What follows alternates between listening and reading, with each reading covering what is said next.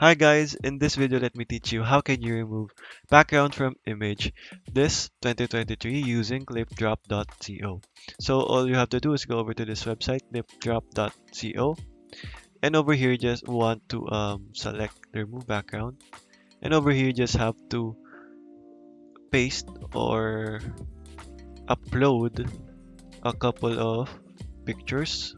It can be 10 up to 10 files stated here. So let me choose a random one here. So choose this one.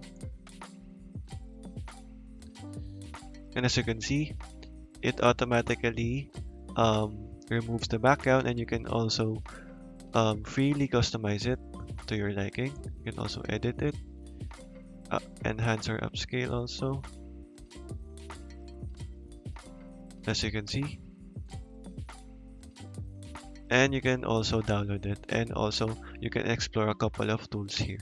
After that, you can freely download this here.